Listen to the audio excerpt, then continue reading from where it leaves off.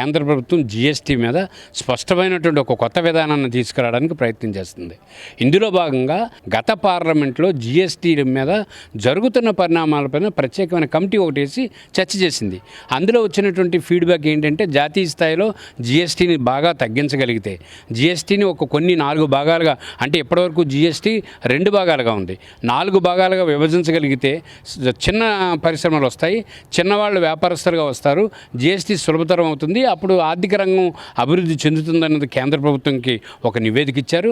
చిన్న పరిశ్రమలకి జీఎస్టీ నుంచి రాయితీలు పక్కకు పెట్టాలి.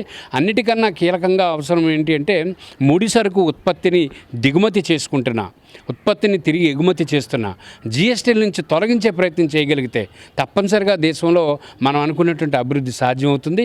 జీఎస్టీ అనేది ఏంటంటే రోజు కూలి చేసుకునే పేదవాడి దగ్గర నుంచి కోట్లకు పడగట్టే ఒక గొప్పవాడి దాకా కూడా అనుక్షణం, ప్రతి క్షణం, ప్రతిరోజు, ప్రతి వస్తువు మీద, ప్రతి సేవ మీద కట్టే పన్ను జీఎస్టీ. ఇది 11 లక్షల కోట్లు ఉన్నది 22 లక్షల రూపాయలు, 22 లక్షల కోట్ల దాకా అనూహ్యంగా వసూలు పెరిగింది.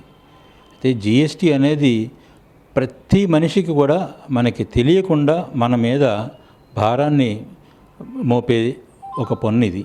మొదట్లో ప్రారంభ దశలో అంతగా ఇబ్బంది పట్టదు.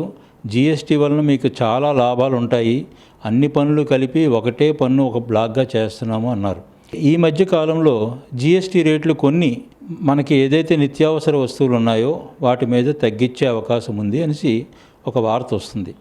చాలా సంతోషకరం. కేంద్ర ఆర్థిక మంత్రిగా పనిచేస్తున్న నిర్మలా సీతారామన్ గారు ఒక ముఖాముఖి కార్యక్రమంలో మనకి జీఎస్టీ స్లాబ్స్ ఏమొచ్చి తగ్గిస్తామని చెప్పేసి అన్నారు. దేని మీద?